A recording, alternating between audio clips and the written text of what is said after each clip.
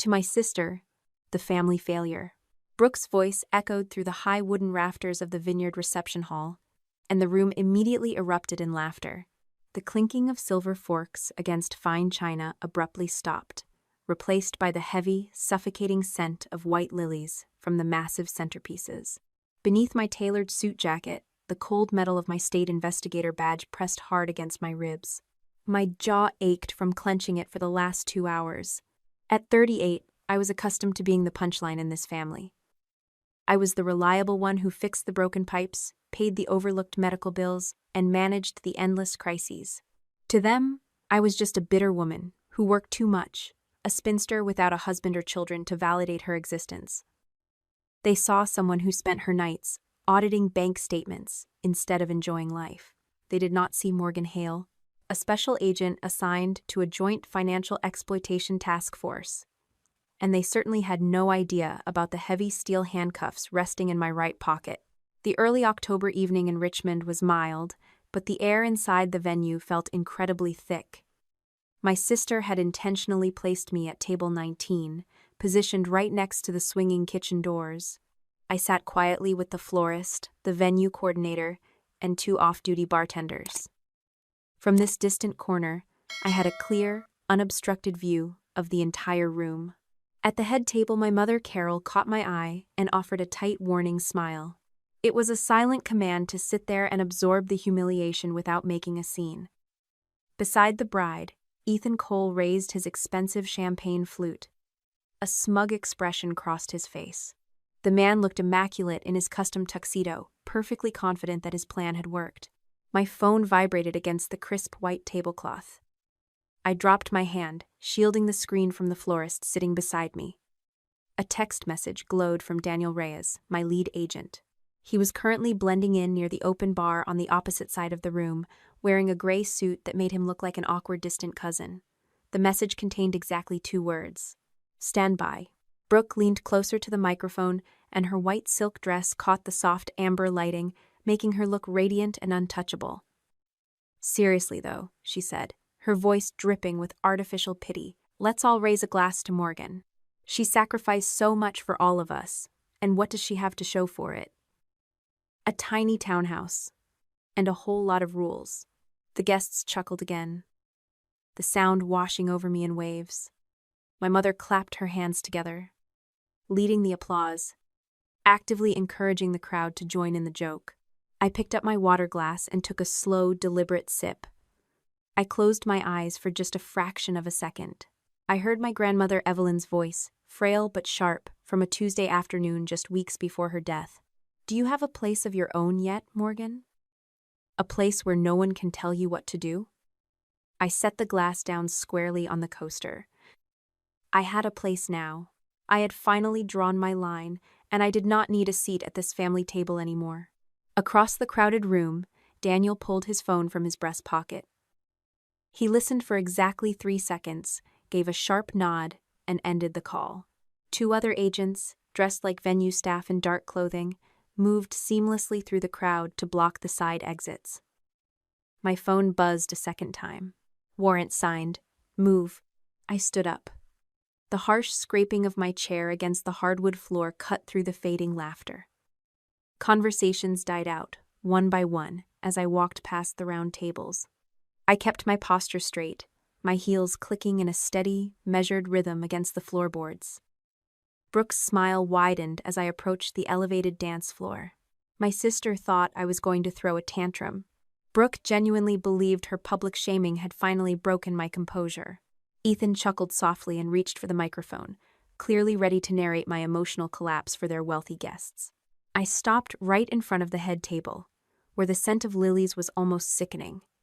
I reached inside my suit jacket and pulled out my leather folio. I flipped it open, exposing the gold state seal and my identification.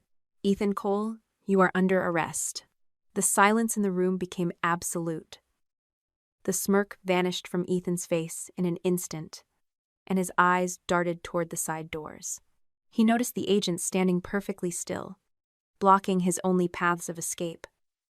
The groom realized the room was a trap. Morgan, what kind of sick joke is this? My mother hissed. She stood up so fast her heavy wooden chair tipped over backward, crashing violently onto the floor. I stepped up onto the platform. Ethan took half a step backward, raising his hands in a panicked, defensive gesture. "This is a family matter," he said, keeping his voice low, trying desperately to maintain his polished facade. Daniel Reyes materialized right behind him, placing a firm hand on his shoulder. "It really isn't," Daniel said. "Agent Hale, proceed." I pulled the handcuffs from my pocket.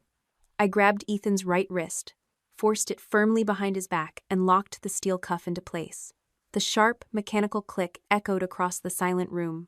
Brooke dropped her champagne flute. The crystal shattered against the floor, sending sparkling wine splashing onto the delicate hem of her wedding dress. "You are insane," she screamed, her face turning a mottled, angry red. "You are so jealous of me that you are ruining my wedding day." I ignored the screaming and secured Ethan's left wrist. As I tightened the metal, Ethan leaned his head down, bringing his mouth just inches from my ear. His breath was warm, smelling strongly of expensive bourbon and rising panic. "Ask your sister whose name is on the money," he whispered. Daniel took hold of Ethan's arm and began reading him his Miranda rights in a calm, flat voice. Another agent stepped up to the table and picked up Ethan's phone, dropping it immediately into a clear plastic evidence bag to preserve the data. I looked down at the device just before the screen went dark. A notification popped up on the lock screen. It was an airline check-in confirmation for 2 one-way tickets departing tonight. The destination was not the luxury resort in St. Lucia they had bragged about for months. It was a country that did not have an extradition treaty with the United States. 18 months before the handcuffs clicked around Ethan's wrists, the tragedy began in a quiet, brightly lit clinic room. The air smelled strongly of sterile wipes and old magazines. My grandmother Evelyn sat on the crinkling examination paper, looking perfectly put together in her navy Sunday dress, while a neurologist explained that she could no longer safely drive. She had forgotten the route home from the Methodist church she had attended for 40 years. The doctor said she needed daily supervision and regular cognitive evaluations. The words had barely settled in the room before my mother shifted her gaze directly to me. Carol did not ask. She simply stated that my hours at the State Investigative Agency were flexible, while Brooke was just starting a demanding new career in marketing. My sister nodded vigorously, staring at her phone screen rather than looking our grandmother in the eye. I did not argue. Arguing with my family was a game where the rules changed whenever I started winning. Instead, I pulled a notebook from my purse and began drawing a schedule grid. I refused to quit my job. I formally requested a flexible shift rotation from my unit supervisor, securing my income and my pension. For the hours when I had to be at the office and my family claimed they were too busy, I hired a professional caregiver named Rosa. I paid Rosa's initial invoices out of my own savings. Every Friday, I drafted a polite, itemized email to Carol and Brooke, asking them to reimburse their third of the weekly expenses. They never paid. Brooke always had a networking dinner or a sudden car repair. And my mother simply ignored the messages. I never followed up with demands or angry phone calls. I just archived those unreturned emails in a dedicated folder, completely unaware that those digital receipts would eventually become the foundation of a massive financial fraud investigation. The missed shifts piled up quickly. My phone would buzz at 10 at night with a text from Brooke claiming she was stuck in traffic, or a call from a neighbor saying Carol had forgotten the Tuesday evening medication drop.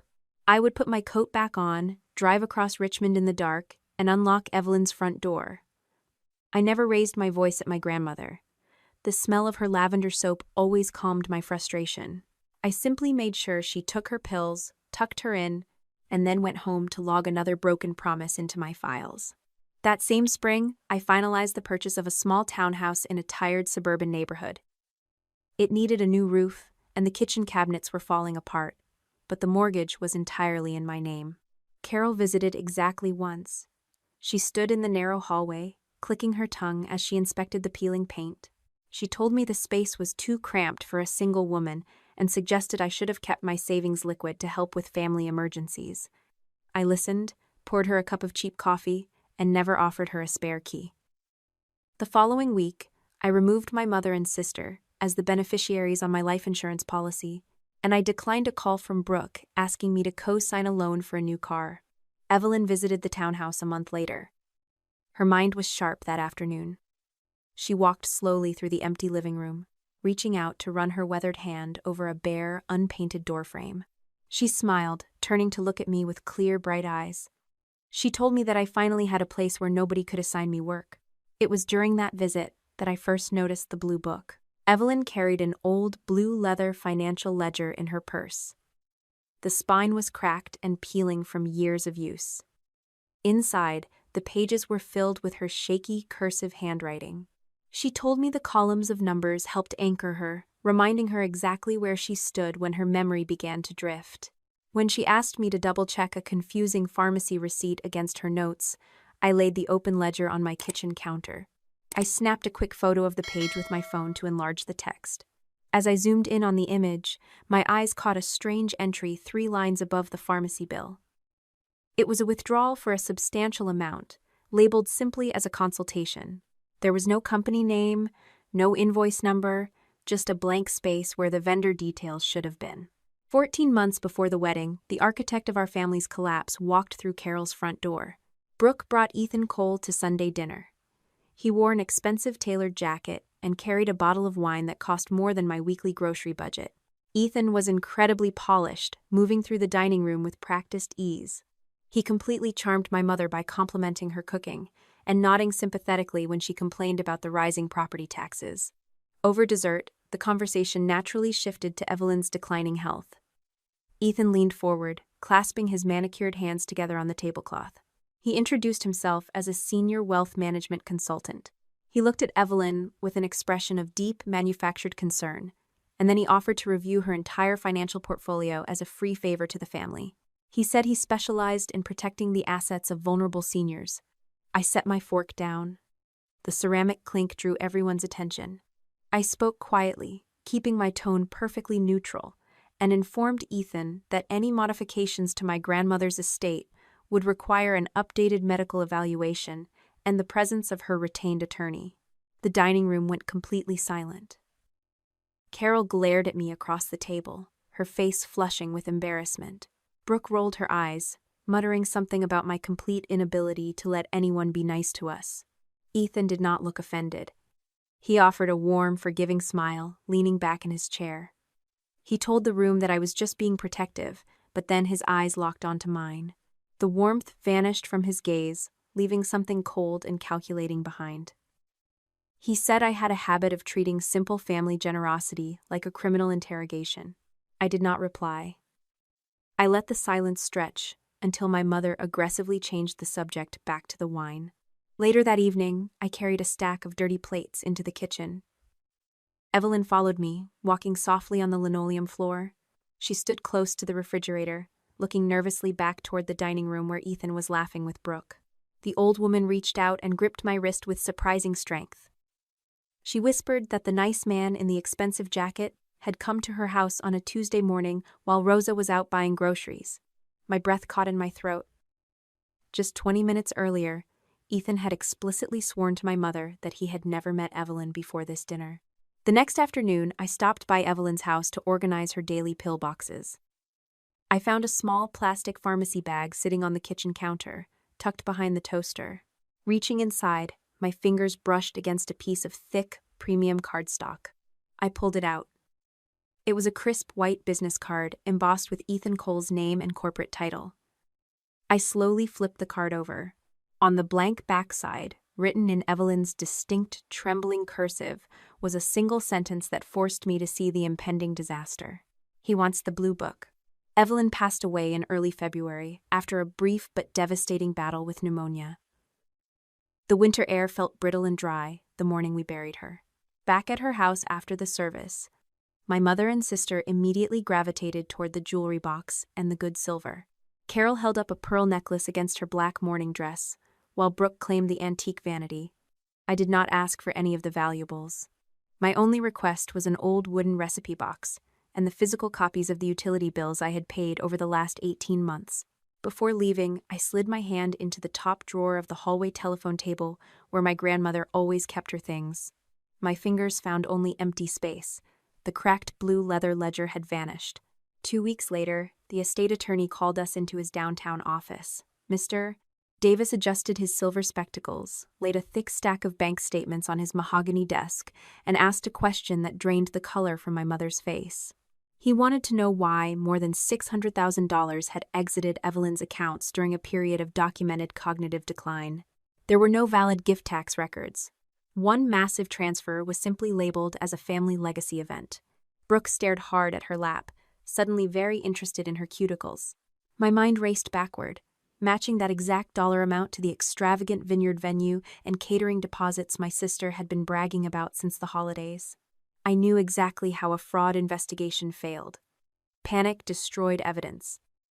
I did not confront Ethan, and I certainly did not call Brooke to demand answers. Instead, I operated strictly within my legal rights as the family member assisting with the estate. I requested formal, unaltered copies of the financial logs from Mr. Davis. Back in my townhouse, sitting at the kitchen island, I methodically scanned every page. My pen moved across a yellow legal pad, logging the source and the date each file was received. Placing the original documents inside a fireproof safe, I built a chronological timeline cross, referencing Evelyn's medical appointments with the dates of the massive bank transfers. The medical files told a clear, undeniable story. Evelyn's neurologist had explicitly noted that she possessed no capacity to understand complex financial contracts during the exact month a massive wire transfer was authorized. I stared closely at the authorization form Mr. Davis had provided. The signature at the bottom was flawless. It possessed none of the jagged, trembling hesitation I had seen on the back of Ethan's business card. The attorney warned me that resolving this would require an independent criminal inquiry, not just a civil dispute. The following Monday, I walked directly into my unit supervisor's office at the State Investigative Agency. I placed a bound folder on his desk, stated that the primary suspect was my future brother-in-law, and formally requested to be removed from the case. The agency approved the recusal immediately, assigning Daniel Reyes as the lead investigator for the task force. Daniel met me in a sterile conference room later that afternoon. The veteran agent looked me in the eye and delivered a strict set of rules. I was barred from running background checks, accessing state financial databases, or interrogating my family.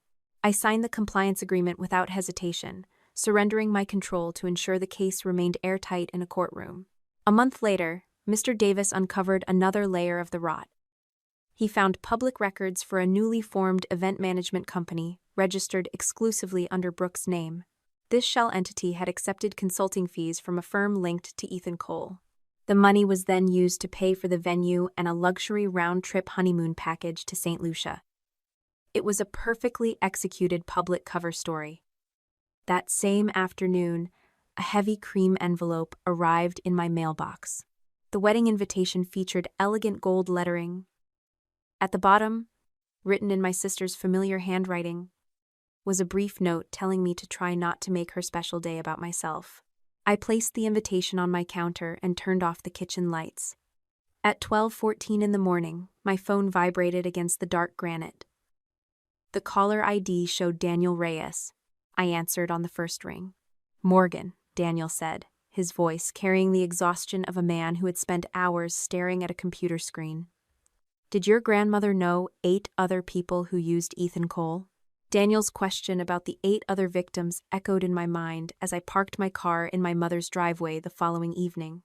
Carol had orchestrated a mandatory family dinner, claiming we needed to resolve all our petty misunderstandings before the wedding. The dining room smelled of roasted garlic and tense expectation. Ethan sat beside Brooke, projecting the quiet patience of a saint. He poured a generous glass of Merlot for my mother, gently suggesting that his only goal had been fulfilling Evelyn's final wishes.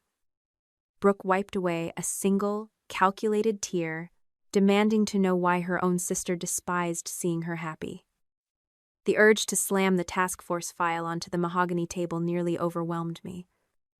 But the strict compliance agreement bound my silence. I took a slow breath, forcing my heart rate down, and quietly asked who had served as the legal witness for the massive financial transfer. Carol traced the rim of her wineglass, refusing to meet my eyes, and confessed that she had signed the mental capacity confirmation. My hands gripped the edge of my wooden chair, I asked if she remembered the neurologist explicitly stating that our grandmother could no longer understand complex contracts. My mother dismissed the medical professional entirely, waving her hand and claiming the doctor had barely spent 5 minutes with Evelyn. The betrayal felt cold and precise. The woman who raised me fully understood the cognitive decline, yet she deliberately chose the convenient lie that funded a lavish vineyard reception. Sensing her victory, Brooke leaned across the table. She demanded that I pay for her expensive wedding dress alterations, arguing that my terrible attitude was causing her undue emotional stress. I stood up, pushing my chair back. Washing Evelyn's clothes and managing her medications had been an act of love, but I firmly stated that financing a party with unexplained money would make me an accomplice. Carol called me a bitter, isolated spinster before I even reached the front door. The air inside my small townhouse smelled of fresh primer and sawdust. My best friend held a heavy oak cabinet door steady, while I drove the screws into the new hinges. We spent the entire weekend repairing the kitchen. For the first time in my life, I was building a sanctuary where my family held no power. On Monday morning, I polished my resume and submitted an application for a senior state investigator promotion. My career and my future were actively moving forward, completely separate from the impending wreckage. Tuesday night brought the storm. A critical security notification flashed across my laptop screen, illuminating the dark kitchen. Someone had just attempted a forced password reset on Evelyn's old cloud storage account. The automated alert provided limited but damning details. It displayed an iPhone model perfectly matching the device Brooke carried last year, logging an internet protocol address located somewhere in the greater Richmond area. I did not pick up the phone to scream at my sister. Panic was a luxury I could not afford. Moving with methodical precision, I revoked all active sessions, locked the administrative access, and exported the raw security logs. A folder containing Evelyn's digital medical timelines vanished from the cloud during that brief, unauthorized access window. The thieves thought they had successfully erased the past, completely unaware that multiple encrypted backup drives were currently sitting inside a secure bank vault. I forwarded the pristine data logs directly to the task force. Days later, Daniel confirmed the technical reality. The digital footprint traced straight back to my mother's living room router, and the device token linked the data destruction directly to Brooke. My phone vibrated against the granite counter. A text message from Ethan Cole materialized on the screen. The carefully typed words carried a clear, venomous warning. He suggested that if my digging continued, polite society might start wondering what kind of greedy granddaughter steals from her own family estate. Daniel called me the very next morning, his tone drained of its usual professional distance. The cyber unit had just recovered a deleted email draft Brooke sent to Ethan weeks ago. The subject line read, "How to make her look unstable." They were not simply hiding the stolen inheritance. The people I shared a bloodline with were actively constructing a criminal defense around my sanity. The chilling reality of my family's legal strategy hung heavily in the air the next morning. Daniel Reyes called me into the task force headquarters before the sun had fully risen over Richmond. The veteran investigator did not offer coffee or pleasantries. He pushed a printed bank statement across the metal table, pointing a pen at a highlighted column of cash withdrawals. Every single transaction perfectly aligned with the Tuesday and Thursday afternoon shifts worked by Rosa, our hired caregiver. A brief, uncomfortable wave of suspicion washed over me. The woman had borrowed money for car repairs last autumn, and the timing looked incredibly damning. The urge to pick up my phone and interrogate the caregiver burned in my throat. But the strict compliance agreement I had signed demanded absolute distance, so I kept my hands folded on my lap. I nodded once, granting Daniel the silent permission to investigate the only person outside our bloodline who had access to Evelyn. That painful assumption collapsed less than 48 hours later. Rosa walked into the state building carrying a faded canvas tote bag, entirely unbothered by the formal interrogation setting. She dumped 3 thick, rubber-banded stacks of receipts onto the table. Every $50 withdrawal matched a documented purchase for prescription copays, specialized medical supplies, and organic groceries. More importantly, Rosa produced a spiral notebook containing Evelyn's handwritten approval for every expense, dated during the months before the severe cognitive decline set in. The real breakthrough came when Rosa handed over her cell phone. She showed Daniel a series of text messages from Ethan Cole. The wealth manager had repeatedly offered to pay Rosa double her daily rate if she agreed to leave the house and run long errands on specific Wednesday afternoons. He deliberately cleared the property to ensure Evelyn remained completely isolated during his generous consultations. The scope of the financial exploitation widened drastically by the following Monday. Miller, the lead document forensic expert for the state, arranged 4 different estate transfer forms side by side on a glass table. The papers belonged to completely different elderly victims across the county, yet they shared glaring, identical flaws. Every document utilized the exact same unusual font and contained the identical misspelling of the word beneficiary. Furthermore, Miller proved the signatures were not created by a human hand holding a pen. They were flat image files, digitally lifted from old tax returns and stamped onto the fraudulent transfers. My personal desire to protect my grandmother quickly transformed into something much larger. Waiting outside the lead prosecutor's office later that week, I sat next to a woman holding a framed photograph of a silver-haired lady. The stranger stared at the carpet and quietly explained how her family had trusted the polished wealth manager. Ethan had brought her mother expensive lilies every week, treating the vulnerable widow like his own mother. The familiar, sickening pattern proved my sister and her fiancé were operating a systemic machine. The final piece of the structural puzzle arrived through a heavily encrypted email server. An anonymous sender claimed to possess a hidden spreadsheet titled Legacy Conversions. Daniel suspected a trap, so he arranged a secure meeting at a crowded downtown diner. The informant turned out to be Leah Grant, an exhausted accountant who had recently resigned from Ethan's firm. She slid a black flash drive across the sticky diner table, her hands trembling slightly against her coffee mug. Leah confessed that her former boss routinely scanned client medical records, explicitly marking the patients with dementia diagnoses under a column labeled as primary opportunities. Back at headquarters, the encrypted spreadsheet illuminated the terrifying depth of my sister's complicity. I stood behind Daniel as he scrolled through the raw financial data. Brooks' newly formed event company appeared over and over again, completely shattering the illusion that she was merely a naive bride standing behind her wealthy groom. The ledger contained dozens of invoices for non-existent consulting services, event planning retainers, and logistical fees. Every single document carried Brooks' verified electronic signature. This was not a case of Ethan using her name as a passive vessel. Leah sat in the corner of the room, staring at the floor, and revealed that my sister had scheduled multiple meetings to discuss the banking system.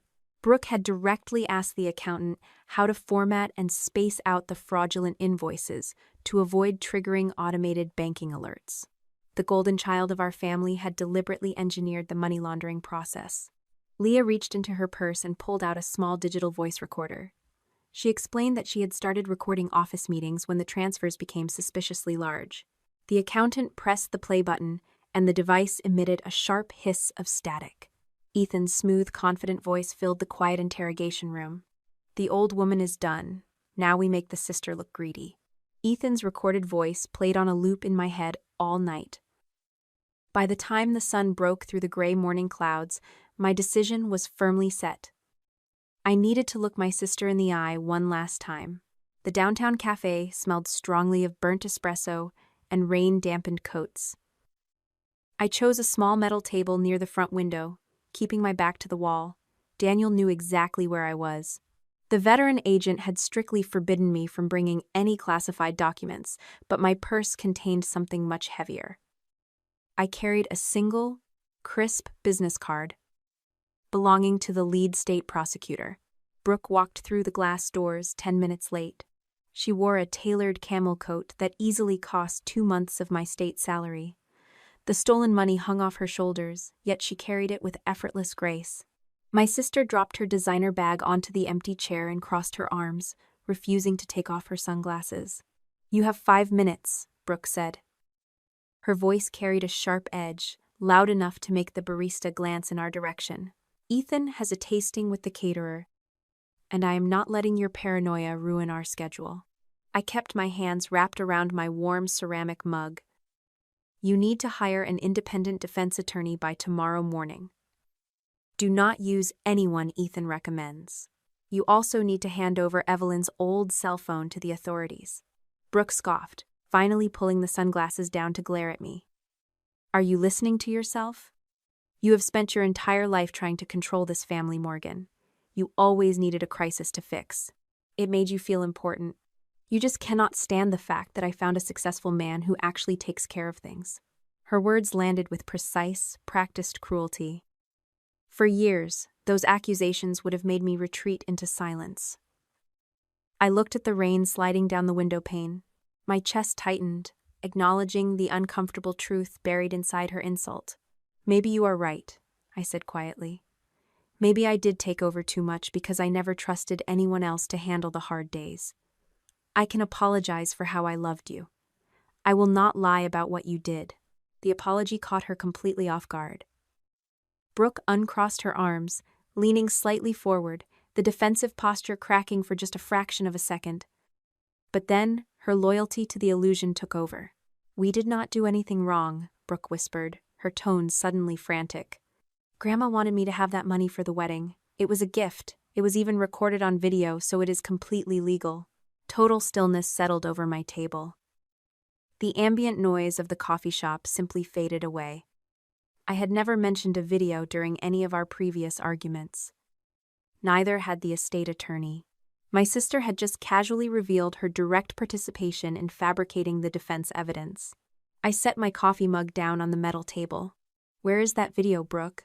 Panic flashed across her face. She realized her mistake immediately, her mouth opening and closing without producing a sound. I slid the prosecutor's business card across the smooth table surface. If you walk into their office today and cooperate fully, they might offer a deal.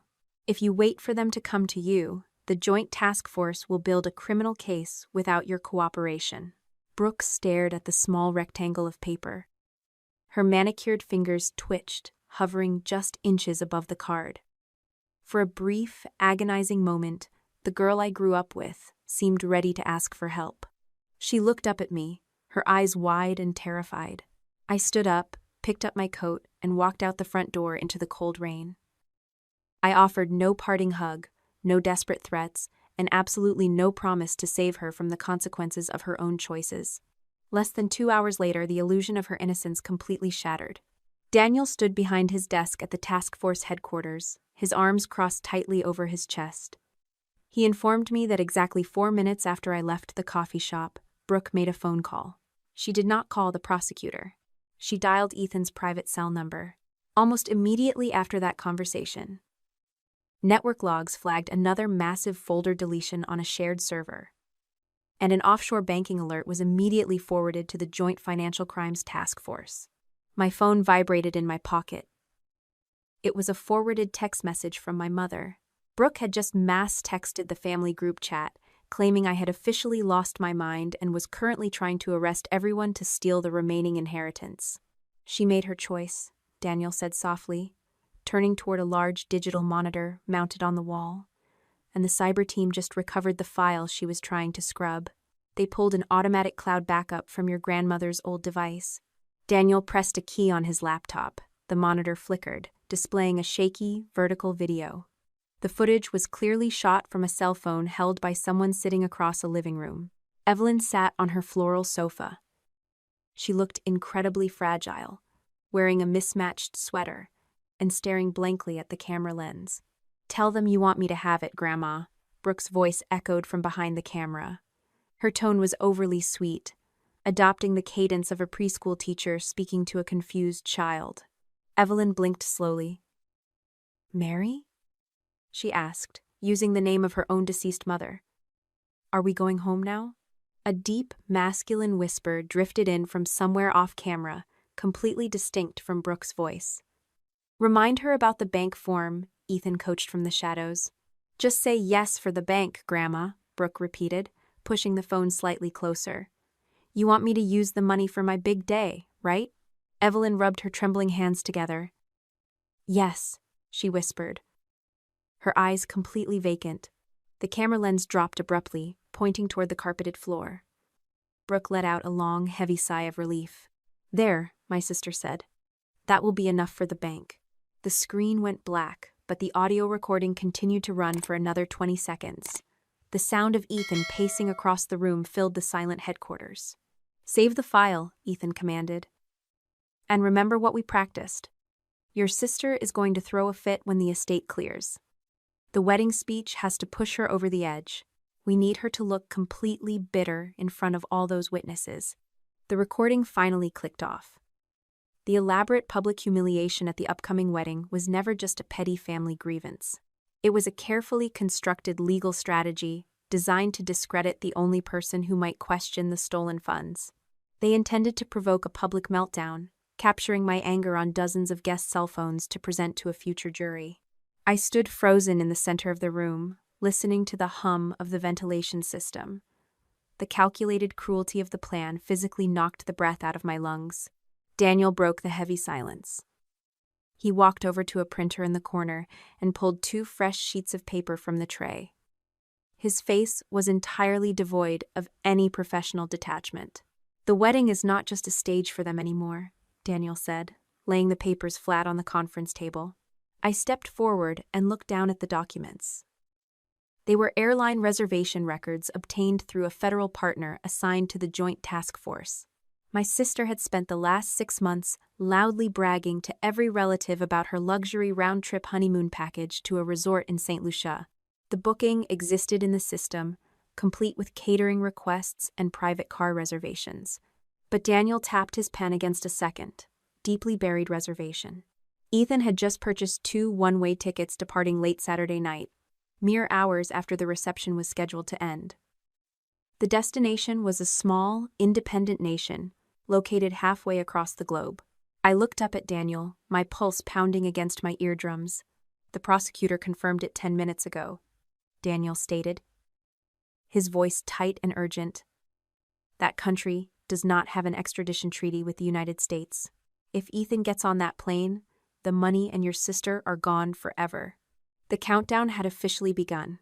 The wedding was their exit plan. The next 48 hours felt like moving through thick, stagnant water. Leah Grant, the accountant who had provided the ledger, appeared at our secure office location in the gray light of dawn. She carried a heavy, battered hard drive clutched against her chest. Her hands were shaking so violently that she had to set the hardware on the table just to open the clasp of her handbag. "This is everything," Leah whispered, her eyes fixed on the gray industrial carpet. She handed over a printed email chain detailing Ethan's explicit instructions to his assistant regarding the secret travel arrangements. The instructions were cold and calculated. Ethan had ordered the assistant to cancel the ground transportation for the honeymoon in St. Lucia, delete the reservation for the luxury resort, and book a separate, private car service to deliver them directly to the international terminal for the midnight flight to the non-extradition country. He had even included a scanned copy of his passport for the secondary booking, carefully hidden in a folder labeled as office supply invoices. I sat in the corner of the room, watching Daniel systematically pull the digital thread until the entire tapestry of Ethan's life began to unravel. My heart hammered against my ribs, but I forced my breathing to stay rhythmic and shallow. I was not there to investigate, but my presence was necessary. Daniel needed me to identify the specific car service Ethan favored, as I had once seen the company logo on a receipt while helping my grandmother sort her mail. "This is enough for the warrant," Daniel finally announced, his voice dropping into that specific hard tone he used when the hunt was truly on. "The prosecutor is meeting the judge at the courthouse in 20 minutes. My lungs finally expanded. I looked at the wall clock, realizing that the wedding was only hours away. The sheer weight of the impending arrest felt like a physical pressure in the room. I had a clearly defined role in the operation, documented in a 3-page assignment plan I had initialed earlier that morning. Until the warrant was signed and Daniel gave the signal, I was not permitted to approach Ethan, question Brooke, or reveal the investigation. Once the arrest order became active, I would join the designated arrest team under Daniel's direct supervision. My presence as a wedding guest was meant to keep Ethan from noticing the perimeter closing around him, not to give me control over the case. I went home to pack a small, unobtrusive bag.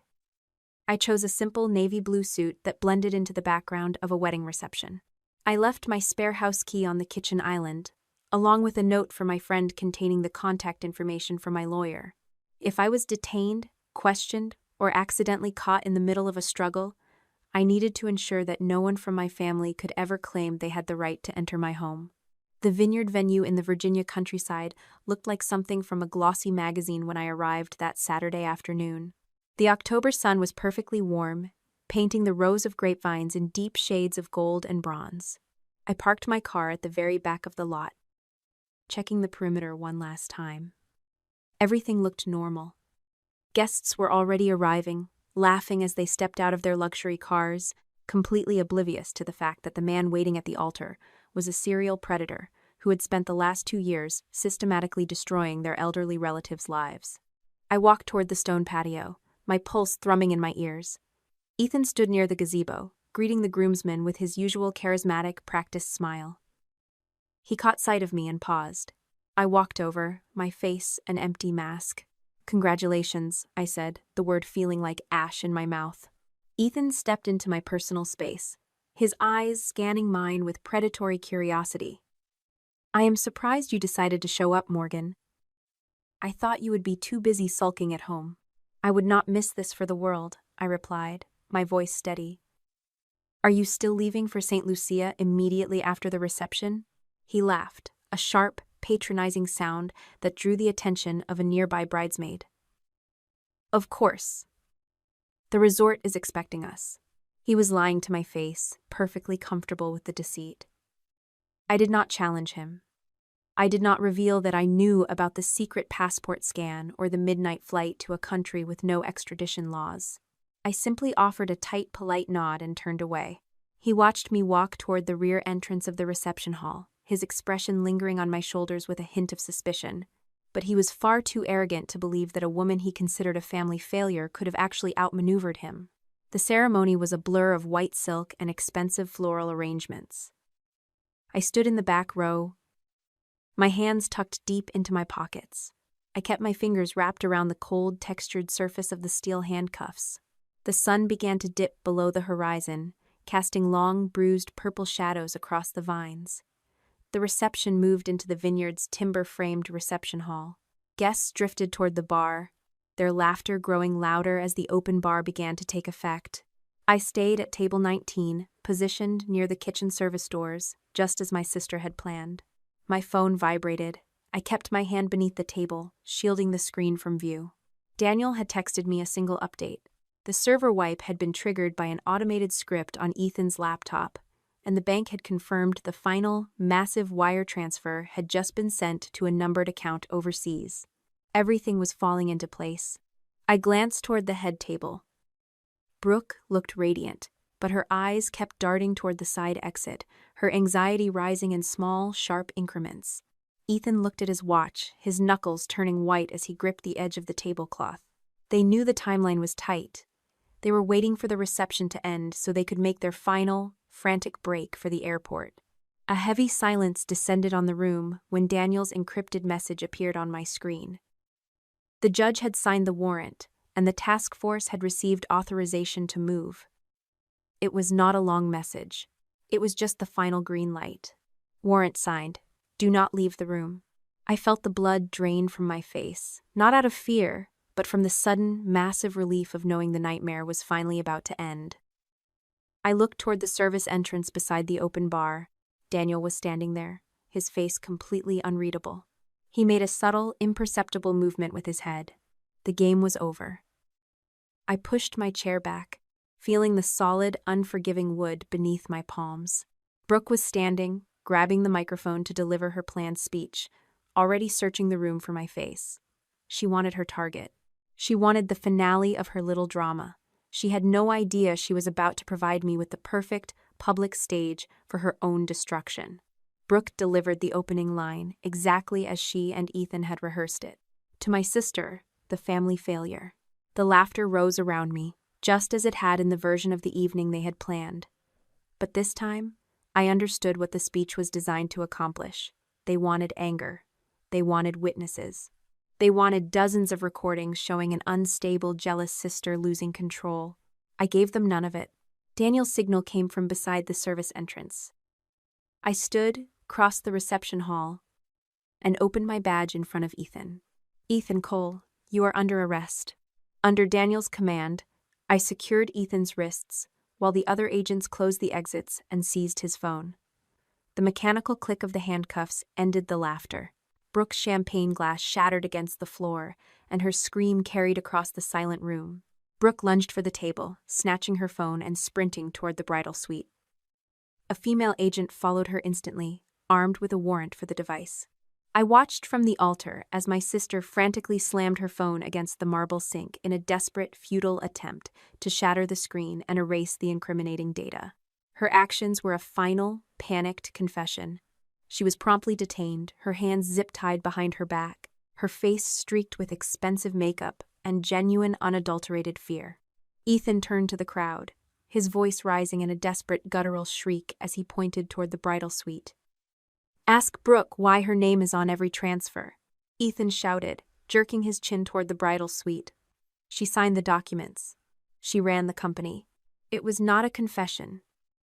It was something more revealing. The moment Ethan lost control, he abandoned the woman he had promised to marry and began building his defense against her. The mask of the polished, benevolent consultant was completely incinerated. Carol stood frozen, her mouth agape, as the guests finally understood that they were not witnessing a wedding, but a high-stakes investigation. While Daniel read Ethan his rights, I spotted my mother moving with unusual stealth toward the back of the suite. Carol slipped inside, her eyes darting like a trapped bird, before she grabbed Evelyn's blue ledger from Brooke's abandoned luggage. She ducked toward the rear entrance, hoping to vanish into the rows of grapevines. But the venue's surveillance camera captured every second of her clumsy betrayal. "Stop right there, Carol," I said, my voice echoing in the small room. She froze, the heavy leather book clutched to her chest. Daniel entered seconds later, reclaiming the ledger as the final piece of physical evidence required to link her directly to the cover-up. My mother looked at me, her face a hollow shell of denial, but the game had already ended. As the agents led Ethan toward the waiting patrol cars, Daniel glanced back at me through the window of the cruiser. "Until we prove who built that folder, you are not only a witness," he said, his expression grave. "You are part of his defense." The weight of his words hit me like a physical blow. On Ethan's seized laptop, the forensic team had already found a folder labeled with my name, containing forged power of attorney documents and falsified transaction logs designed to frame me for the entire scheme. My sister and my groom had not only intended to steal our grandmother's money, they had meticulously engineered my downfall, intending to cast me as the vengeful, greedy daughter who had finally snapped. I stood alone in the center of the vineyard, watching the blue lights flash against the dark evening sky, knowing that my own blood had tried to sacrifice me to save themselves. The months following the wedding vanished into a grueling marathon of depositions, forensic audits, and pretrial motions. The digital forensic specialists at the state agency worked through the spring, meticulously mapping the architecture of the fraudulent digital folder Ethan had built against me. By midsummer, the evidence was undeniable. They proved that the forged power of attorney had been generated on Ethan's personal laptop during hours when I was physically logged into my office network. Confirmed by secure keycard access logs from the state building. My name was cleared of all criminal suspicion, yet the emotional cost remained heavy. I had to stand before a grand jury and detail every instance of my grandmother's cognitive decline, knowing my testimony was the final nail in the coffin for my own family. By late August, the trial began. The courtroom smelled of floor wax and stale coffee. I sat in the witness gallery, watching as the lead prosecutor methodically tore apart the narrative Ethan had spent years crafting. One by one, the digital artifacts were displayed on the courtroom monitors. The metadata from the fraudulent transfers, the ledger Leah had provided, and the recovered emails were projected for the jury to see. It was no longer a personal feud between sisters. It was a clear, documented history of systematic exploitation. Brooke finally cracked on the third day of testimony. Facing the prospect of a lengthy prison sentence, she accepted a plea deal. She sat on the stand, her designer clothes replaced by a drab charcoal suit, and looked toward the defense table before turning her gaze to the floor. She testified that Ethan had personally ghostwritten the insulting wedding speech to ensure I looked unstable in front of influential witnesses. She also revealed a new, darker layer of the conspiracy. Carol had served as the primary scout, introducing Ethan to vulnerable, widowed women within her church circle, actively helping him identify new targets in exchange for his generous, money-laundering donations to her favorite charities. My mother's face remained a mask of stony defiance as the truth of her participation was laid bare. When the cameras caught her on the vineyard surveillance footage removing the ledger from my sister's luggage, the jury's decision became inevitable. She received a sentence of strict, court-mandated probation, mandatory financial restitution, and hundreds of hours of community service. Because the house renovations she had overseen were paid for entirely with embezzled funds, the property was ordered to be sold to satisfy the restitution liens. She had to vacate the home that had been in our family for decades, and the local charity boards demanded her immediate resignation after the trial's conclusion. When my turn came to take the stand, the lawyer for the defense tried to dismantle my credibility. He leaned into the microphone, his voice dripping with condescension as he grilled me about my lack of a husband or children. He attempted to characterize my decision to seek a protective order and document my grandmother's care as a calculated, bitter vendetta against my own family. I did not flinch. I kept my answers concise, focusing only on the sequence of documented events. I told the court that I had acted as the secondary caregiver and the person responsible for the estate records, nothing more. Daniel Reyes testified immediately after me, providing the official logs of my recusal and confirming that I had never bypassed the established chain of command. The defense's attempt to paint me as a manipulative, vengeful sister failed because they had no evidence to support it, only their own misogynistic assumptions. The jury returned their verdict after only 5 hours of deliberation. Ethan was convicted on multiple counts of financial exploitation of a vulnerable adult, money laundering, and conspiracy. The judge sentenced him to 20 years in a state correctional facility, permanently barred him from ever working in financial management again, and ordered the total forfeiture of every asset he had acquired during his years of fraud. Brooke received a shorter, mandatory prison term, followed by a lengthy period of supervised release and a permanent ban from managing the finances of anyone over the age of 60. As the judge concluded the proceedings, Ethan stood up to be led away.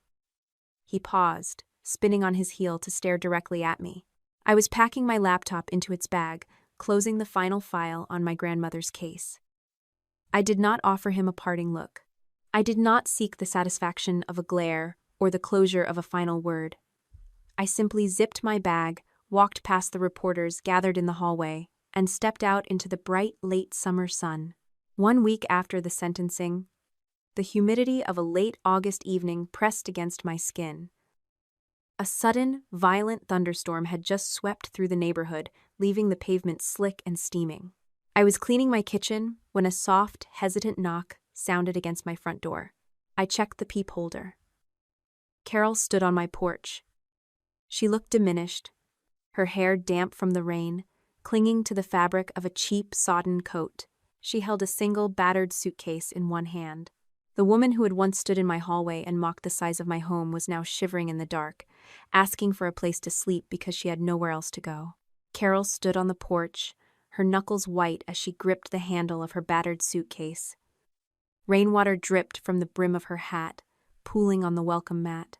She looked smaller than I remembered, stripped of the status and social polish that had defined her entire life. She used the same tone of voice she had employed when I was a teenager, a mixture of authority and wounded surprise. "I am your mother, Morgan," Carol said, her voice shaking with a tremor that might have been exhaustion or cold. "Where else am I supposed to go?" I leaned against the doorframe, feeling the cool night air circulate through the hallway. My mother had a list of assisted living apartments in her purse, and I knew for a fact that the State Social Services Department had already offered her temporary placement in a clean, professional facility. She had the resources to rebuild. She simply chose the path that required the least amount of personal responsibility. "You have options, Mom," I said, my voice steady. "But you do not have a home here." I did not scream. I did not derive any sick pleasure from the refusal. I simply looked at the woman who had spent 38 years conditioning me to believe that my worth was tied to her comfort. She had remembered her role as my mother only when she finally ran out of other people to exploit. I closed the door, the latch clicking with a finality that echoed through the quiet house. I turned the deadbolt, locking the silence firmly back in place. 2 days later, Brooke called from the holding facility. She did not ask how I was doing or apologize for the fabricated evidence she had tried to plant on my laptop. Instead, she demanded that I use my contacts to pay for her appellate attorney fees, or, at the very least, promise to let her move into my townhouse once she was released. She insisted that as sisters, I was morally obligated to catch her after she fell. "You had a choice before the wedding, Brooke," I replied, staring out the window at my small, unkempt garden. "You chose to use that time to alert Ethan and destroy evidence. Now, you have to face the consequences of those decisions on your own." I hung up, silencing the static-filled line. The guilt that used to dominate my every thought remained absent. I was not being cruel. I was finally being accurate about the reality of our relationship. Restitution began reaching the surviving victims and the estates of those who had died as the courts slowly liquidated Ethan's forfeited assets. Evelyn's estate recovered only a portion of what had been stolen. After legal expenses and the distributions required by her will, my lawful share was enough to reduce the balance on my townhouse, not erase it. I kept making the monthly payments with my own salary, and that mattered to me. The house remained something I had built for myself. I kept my job, eventually accepting a promotion to oversee a regional program dedicated to investigating financial exploitation of the elderly. My work took on a new, deliberate purpose. While cleaning out the old recipe box from my grandmother's estate, I discovered a small, handwritten note tucked beneath a card for lemon bars. Evelyn had written it years earlier, during a period of perfect clarity. She did not ask me to rescue our family. She simply wrote, "Love us, but do not disappear inside us." The words did not undo the trial or the betrayals, but they confirmed that I had done the right thing. My kitchen was finally complete, the cabinets painted a soft, neutral shade. I hung my spare key on a hook by the entrance, but it was no longer a symbol of my availability. It was just a piece of metal. Friends came over for dinner on Friday nights, laughing in the space that had once felt like a cage for my obligations. A new woman walked into the state agency office one afternoon, clutching a heavy, familiar-looking folder. She sat across from my desk, her eyes rimmed with red, explaining how her older brother had started taking control of their mother's bank accounts. She looked at me with the same desperate hope I had once held. I did not promise to solve everything. I did not offer to take on the burden of her entire family. I reached out, placing a clean sheet of paper on the desk between us, and began to explain the process of securing independent legal counsel and documenting the financial history. I was helping her, but I was not becoming her. As she asked where to start, I opened the first page of her folder, feeling a quiet, steady peace. I was finally choosing my own work, one step at a time. The most dangerous lie you can ever believe is that your worth as a person is measured by your capacity to suffer for others. If you currently find yourself carrying the weight of a family that refuses to carry its own, please understand that you are not a failure for setting a boundary. You are simply setting yourself free. We are often conditioned to think that love requires endless sacrifice, but true love cannot exist where there is no respect for your humanity. When you treat your kindness as a renewable resource that others can harvest without consequence, you are not teaching them to be better. You are only teaching them that your life exists solely to serve their convenience. You might be terrified that if you finally stop fixing their disasters, everything will collapse. Let it collapse.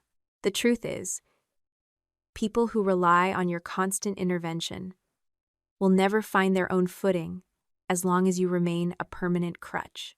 By stepping back and letting them face the natural, uncomfortable consequences of their own actions, you are actually granting them the only opportunity they will ever have to grow into functioning adults. You do not owe your peace, your savings, or your future to anyone, regardless of what the dictionary defines as family. Building a life of your own one, where you hold the only key to your front door, is not an act of selfishness, but a fundamental act of survival. Examine the relationships in your life today and ask yourself if you are an active participant or merely a designated fixer. If you were to stop carrying the invisible burdens you currently bear, would those people still stand by your side, or would they simply move on to the next person they could use? Recognize that your time and your energy are the most valuable assets you possess, and they should be invested in people who honor your boundaries rather than those who treat them as obstacles to be circumvented. You deserve to be seen for who you are, not for what you can provide. and you deserve a life that belongs entirely to you. Have you ever felt that your love was being measured by how much you were willing to destroy yourself to keep the peace? And what is one small boundary you can start holding firm today to reclaim your own life?